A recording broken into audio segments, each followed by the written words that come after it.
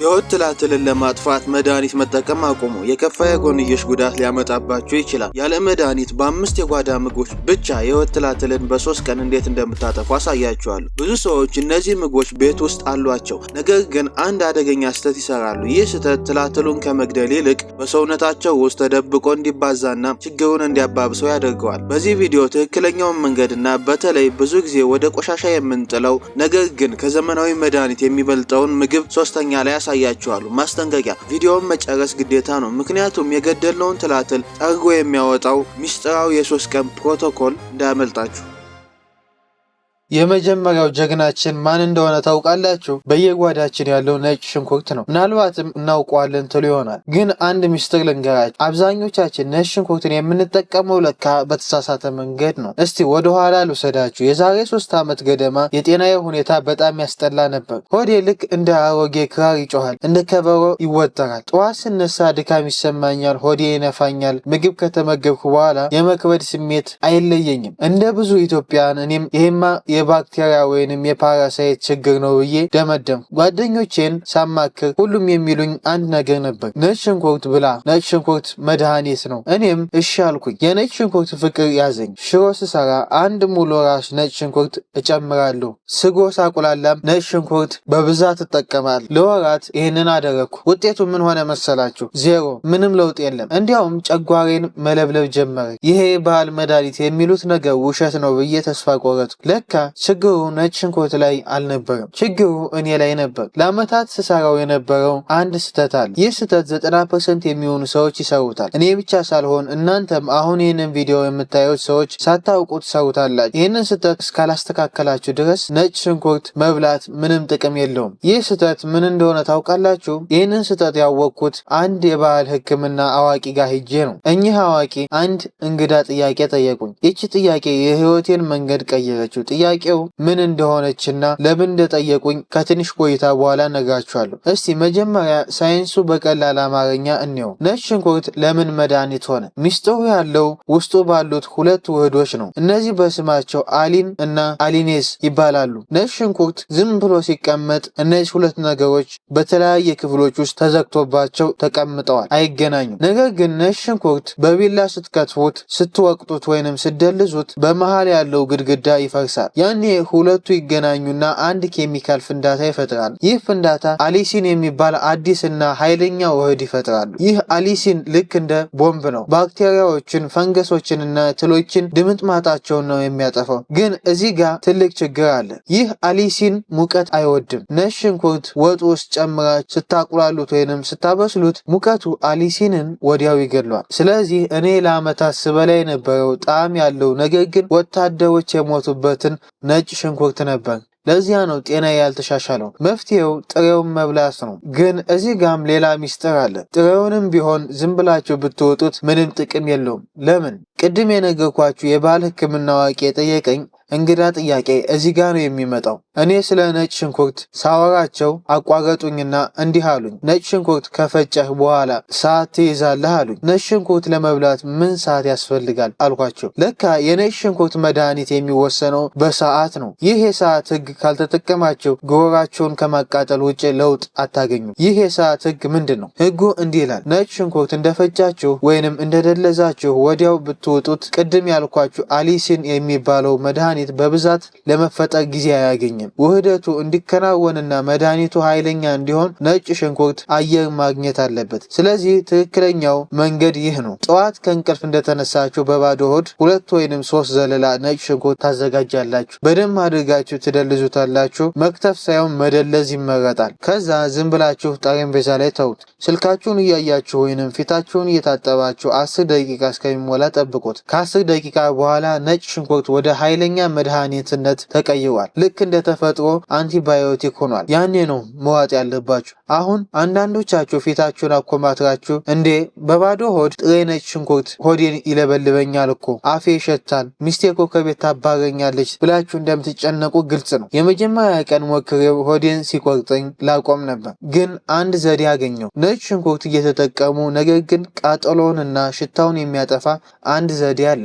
ቃጠሎውንና ሽታውን ለማጥፋት እነዚህን እነዚህን ሁለት መንገዶች ተጠቀሙ። እኔ ሁለተኛውን መንገድ በጣም ወደዋለሁ። ዘዴ 1 ለ10 ደቂቃ አየር ላይ የቆየውን የተፈጨ ነጭ ሽንኩርት ውሰዱትና ከአንድ የሾርባ ማንኪያ ንጹህ ማር ጋር ቀላቅሉት። ማር በራሱ ጸረ ባክቴሪያ ነው። ከነጭ ሽንኩርት ጋር ሲዋሃድ ልክ እንደ ሽምግልና ነው የሚሰራው። ጉሮሯችሁን አይለበልባችሁም። ዘዴ 2 የነጭ ሽንኩርት ወተት። ነጭ ሽንኩርትና ወተት ሊደብራችሁ ይችላል፣ ግን ይሄኛው ለጨጓራ በጣም ተመራጭ ነው። አንድ ብርጭቆ ወተት አሙቁ፣ በጣም እንዳይፈላ ለብ ይበል። ለ10 ደቂቃ የቆየውን የተፈጨ ነጭ ሽንኩርት ወተቱ ውስጥ ጨምሩት።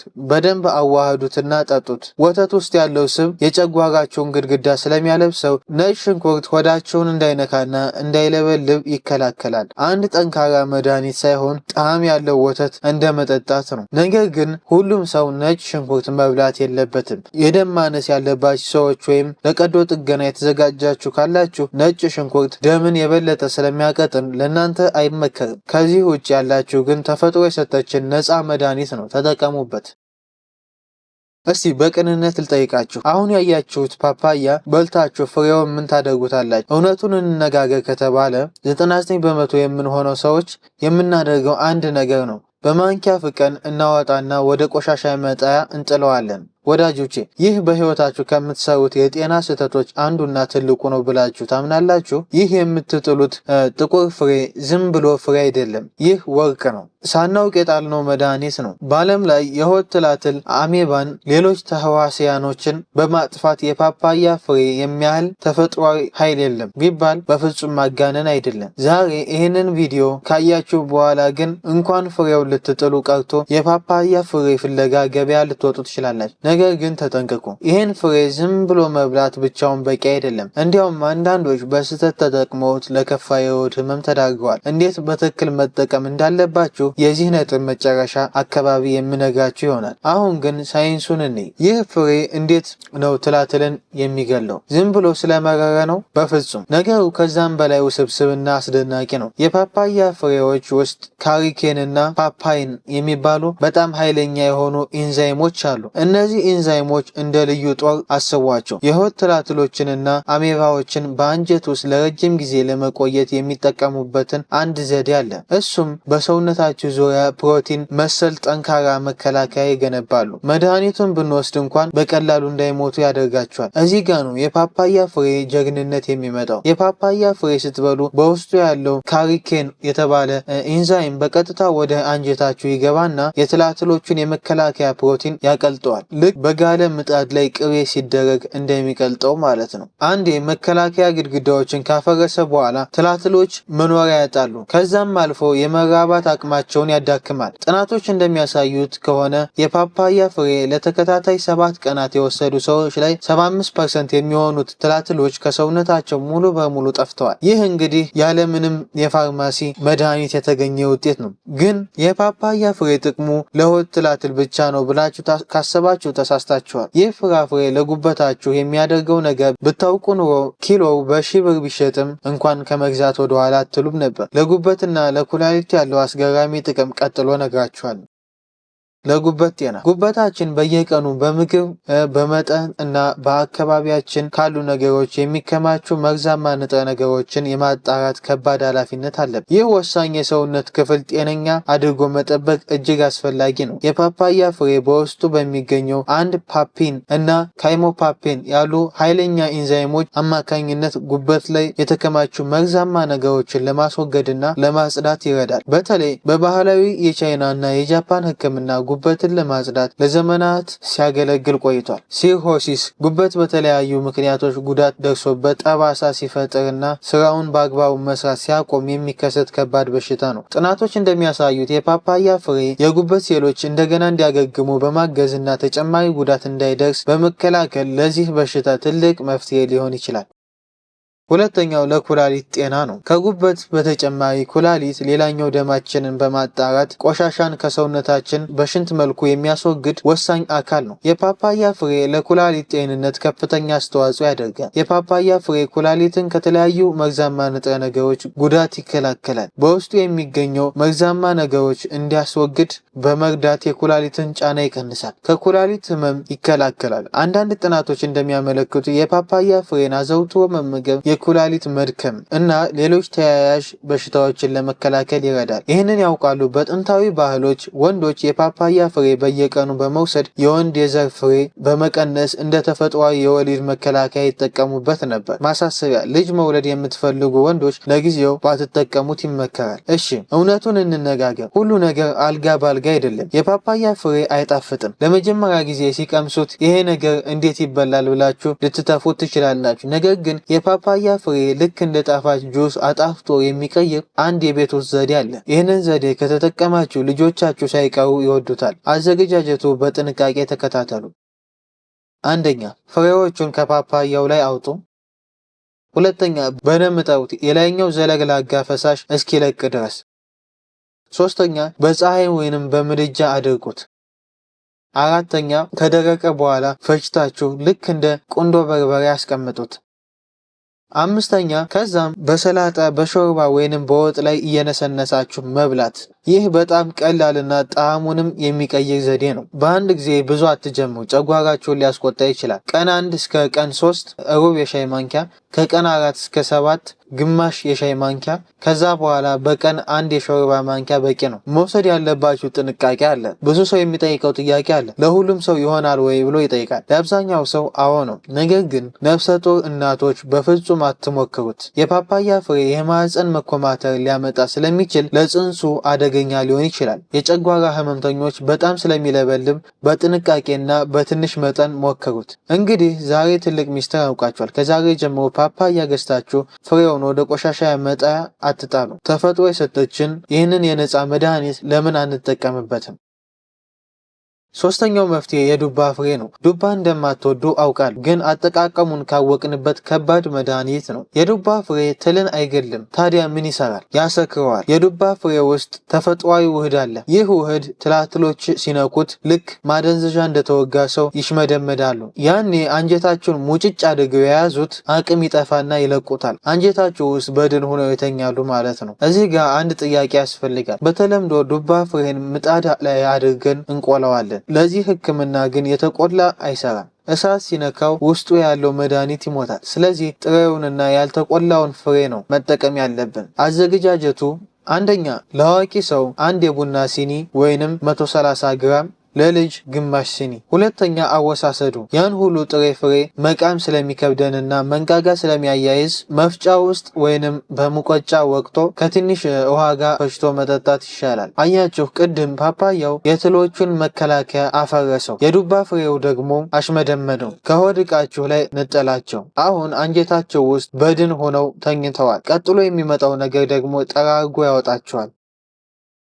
አራተኛው ለሆዳችን ሰላም ወሳኝ ነገር ዝንጅብል ነው። ወዳጆቼ፣ ዝንጅብልን የሚያውቅ ኢትዮጵያዊ አለ? በፍጹም። በሻያችን፣ በቡናችን፣ በሽሯችን እና በበርበሬያችን ውስጥ ሳይቀር የምንጠቀመው ታላቅ ቅመም ነው። አያቶቻችን ጉንፋን ሲይዘን ዝንጅብል ሻይ ጠጣ የሚሉት በምክንያት ነው። ግን አንድ ጥያቄ ልጠይቃችሁ። ዝንጅብልን ለጣዕም እንደምንጠቀመው እናውቃለን። ነገር ግን የሆድ ውስጥ ትላትሎችንና ባክቴሪያዎችን የሚለበልብ እሳት እንደሆነ ስንቶቻችን እናውቃለን? ብዙዎቻችን ዝንጅብልን የምንጠቀምበት መንገድ የተሳሳተ ስለሆነ ጣዕሙን ብቻ አግኝተን ፈውሱን እናጠዋለን። ዛሬ ግን ዝንጅብልን ከቅመምነት ወደ መድኃኒትነት እንዴት እንደምንቀየው አሳያችኋለሁ። በተለይ ቅድም የጠቀስናቸው የፓፓያና የዱባ ፍሬ ከወሰዳችሁ በኋላ ዝንጅብል የግድ ያስፈልጋችኋል።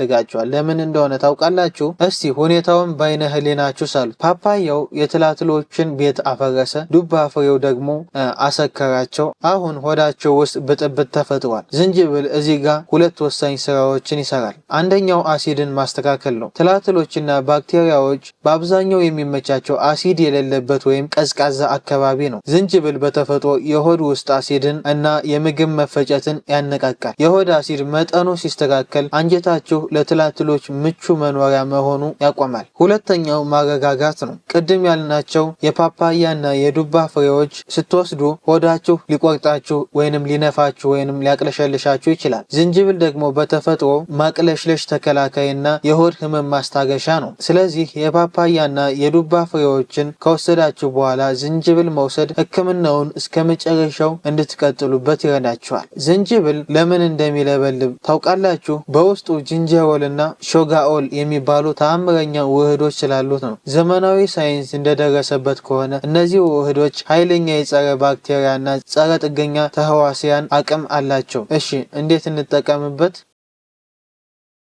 አንደኛ፣ ኃይለኛው የዝንጅብል ሻይ። ስህተቱ ብዙ ሰው ዝንጅብሉን ከውሃ ጋር ጨምሮ ለረጅም ሰዓት ያንተከትከዋል።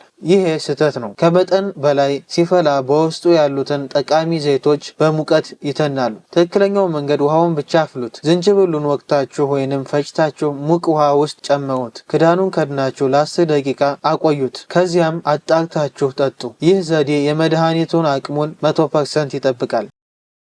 ማርና ዝንጅብል። የተፈጨ ዝንጅብል ከአንድ ማንኪያ ማር ጋር ቀላቅሎ ጠዋት በባዶ ሆድ ወይንም ማታ ከመተኛት በፊት መዋጥ። ማር ራሱ ጸረ ተህዋሲያ ስለሆነ የዝንጅብሉን አቅም በእጥፍ ይጨምረዋል። ይህ ለሁሉም ሰዎች ላይመች ይችላል፣ ግን ትንሽ ዝንጅብል ቆርጦ ከምግብ በኋላ ማኘክ የምግብ መፈጨትን ከማፋጠኑም በላይ በአፍና በጉሮሮ አካባቢ ያሉ ባክቴሪያዎችን ይገላል። ቆይ ግን ለአፍታ ቆም ብለን እናስብ። ዝንጅብል ለሁሉም ሰው ይሆናል ወይ ብላችሁ ከጠየቃችሁ እኛ ሀገር ብዙ ሰዎች የጨጓራ ህመም ወይንም ጋስትሪክ አለብን። እናንተ የጨጓራ ህመም ካለባችሁ ዝንጅብልን በባዶ ሆድ መውሰድ ህመማችሁን ሊቀሰቅስባችሁ ይችላል። መፍትሄው የጨጓራ ህመምተኞች ዝንጅብሉን ከምግብ በኋላ ወይንም በትንሽ መጠን በሻይ መልክ ብትወስዱት ይመከራል። እንዲሁም የግፊት መድኃኒት የምትወስዱ ሰዎች ከሐኪማችሁ ጋር ብትማከሩ ጥሩ ነው። አንድ የመጨረሻና ወሳኝ ጥያቄ ልጠይቃችሁ። እነዚህ የሰከሩ መከላከያ ያጡና በዝንጅብል የተለበለቡ ትላትሎች አሁን ሆዳቸው ውስጥ እንዳሉ ነው። ታዲያ እንዴት አድርገን እንጥረጋቸው? እንዴት አድርገን ወደ ውጭ እናስወጣቸው? ቀጥሎ የምነግራችሁ 5ኛው ነጥብ ልክ ቆሻሻ እንደሚሰበስብ መኪና መጥቶ ይህንን ሁሉ ቆሻሻ ጠራርጎ የሚወስድ ነው። ይህንን ካላደረጋችሁ ስራችሁ ሁሉ በከንቱ ይቀራል። እስቲ አንድ ወሳኝ ጥያቄ ልጠይቃችሁ። መድኃኒት ወስዳችሁ አሁንስ ዳንኩኝ ሆዴ ጸዳ ብላችሁ ተደስታችሁ ልክ ከ2 ወይንም ከ3 ሳምንት በኋላ ህመሙ ይመለስባችኋል። መድኃኒቱ አልሰራም ወይም አዲስ በሽታ ያዘኝ ብላችሁ ትጨነቃላችሁ። መድኃኒቱን ሰርቷል፣ ግን ስራውን አልጨረሰም። በቤታችሁ ውስጥ ያለ ሁሌም በሻይ ላይ የምትጨምሩት ነገር ግን የጤና ጥቅሙ በደንብ ያላወቃችሁት አንድ ቅመም አለ። ይህ ቅመም ከሌላ የሆድ ህክምናዎች በግማሽ ይሻላል ተብሎ ይታሰባል። እሱም ቅርንፉድ ነው። ብዙ ሰዎች ቅርንፉድ ለሻይ ጣዕም ብቻ ነው የሚጠቀሙት። ነገር ግን በዓለም ላይ ያሉ ታላላቅ ተመራማሪዎች ቅርንፉድን የፓራሳይት አጥፊ ብለው ይጠሩታል። ለምን እንደሆነ ታውቃላችሁ? ቅርንፉድ ብቻውን የሚሰራውን ሌላ ማንኛውም ዘመናዊ መድኃኒት ሊሰራው የማይችለውን አንድ ተአምራዊ ስራ አለ። እሱ ምን እንደሆነ በዝርዝር እነግራችኋለሁ። እንዲሁም ብዙዎቻችሁ ቅርንፉድን ስንጠቀም የምንሰራው አደገኛ ስህተት እነግራችኋለሁ። አብራችሁን ቆዩ። ወደ መፍትሄው ከመሄዳችን በፊት ችግሩን እንረዳ። የሆድ ውስጥ ትላትሎችና ባክቴሪያዎች በጣም ብልጥ ናቸው። ልክ እንደ ጠንካራ ሰራዊት አስቧቸው። ማንኛውንም አይነት መድኃኒት ስትወስዱ ትልልቆችና አዋቂዎች ትላትሎች ይሞታሉ። ነገር ግን እነዚህ ትላትሎች ከመሞታቸው በፊት አንድ ክፉ ነገር ያደርጋሉ። ለዘራቸው መቀጠል ሲሉ በሺህ የሚቆጠሩ ረቂቅ እንቁላሎችን አንጀታችሁ ውስጥ ደብቀው ያልፋሉ። እነዚህ እንቁላሎች በአይን አይታዩም። ችግሩ ግን ያለው እዚህ ላይ ነው። እነዚህ እንቁላሎች ጠንካራ ሽፋን ስላላቸው የሆድ አሲድም ሆነ የምትወስዱት መድኃኒት አይሰብራቸውም። ልክ በድንጋይ ውስጥ እንደተደበቀ ነገር ማለት ነው። ስለዚህ ምን ይሆናል? እናንተ ድኛለሁ ብላችሁ ህክምናውን ታቆማላችሁ። እነዚህ እንቁላሎች ግን ጸጥ ብለው ጊዜያቸውን ይጠብቃሉ። ልክ መድኃኒቱን ከሰውነታችሁ ሲወጣ ይፈለፈሉና እንደገና አዲስ ጦር፣ አዲስ በሽታ ይሆናሉ። ለዚህ ነው ህመሙ የሚመላለስባችሁ። እዚህ ጋር ነው የቅርንፉድ ጀግንነት የሚመጣው። ቅርንፉድ በውስጡ ዩጂኖል የተባለ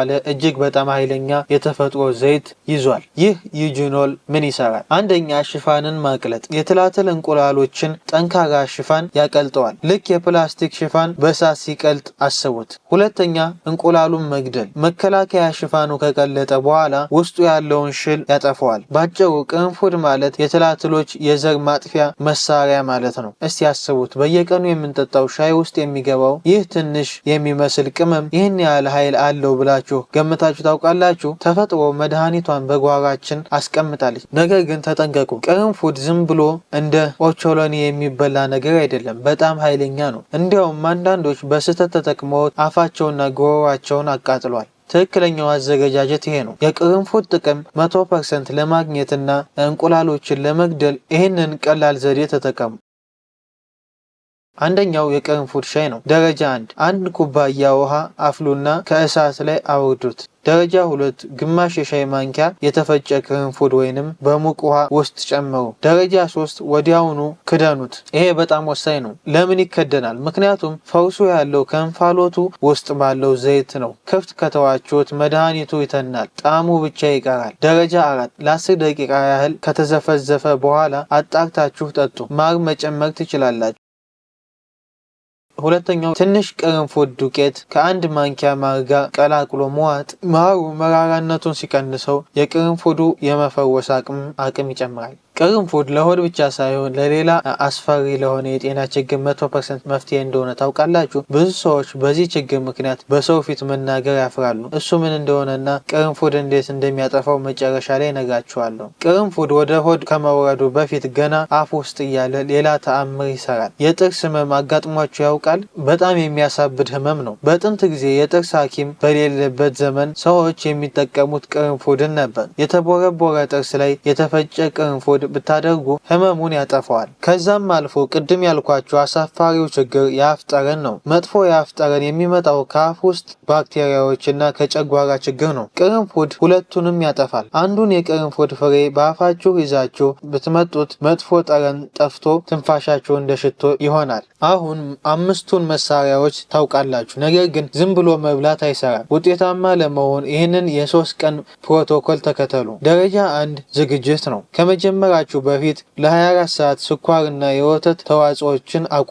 ትላትሎች በስኳር ነው የሚኖሩት፣ ስለዚህ ቅድሚያ እናዳክማቸዋለን። ደረጃ 2 የ3 ቀን ፕሮግራም ነው። ጠዋት በባዶ ሆድ 1 የሾርባ ማንኪያ የፓፓያ ፍሬ፣ 1 የሻይ ማንኪያ ማር እና የተፈጨ ነጭ ሽንኩርት፣ ይህንን ቀላቅላችሁ ዋጡ። ከዛም ለ30 ደቂቃ ምንም ነገር እንዳትበሉ። ምሳ ሰዓት አካባቢ 1 ሲኒ የዱባ ፍሬ ያልተቆላ መሆን አለበት፣ ቀስ እያላችሁ ተመገቡ። ይሄ ትላትሎችን ያሽመደምዳችኋል። ከሰዓት ማታ የዝንጅብል እና የቅርንፉድ ሻይ ጠጡ። ይህ እንቁላሎችን ይገላል፣ እንዲሁም ሆዳችሁን ያረጋጋል። ደረጃ 3 ማጽዳት ነው። በእነዚህ 3 ቀናት ውስጥ ውሃ በደንብ መጠጣት አለባችሁ። ውድ ተመልካቾቻችን እነዚህን ተፈጥሯዊ መንገዶች በጣም ውጤታማ ናቸው። ነገር ግን እርጉዝና የሚያጠቡ እናቶች ወይም ከባድ የጨጓራ ህመም ያለባችሁ ሰዎች ይህንን ከመሞከራችሁ በፊት ሐኪም ማማከር አለባችሁ። በተለይ ፓፓያ ፍሬና ቅርንፉድ ለእናንተ ሊከብድ ይችላል። የእግር ማቃጠል፣ መደንዘዝ እና መጠዝጠዝ ለዚህ መፍትሄ አዘጋጅቻለሁ። እዚህ ስክሪን ላይ የምታዩትን ቪዲዮ በመጫን ስለ እግር ማቃጠል መፍትሄ አሁኑኑ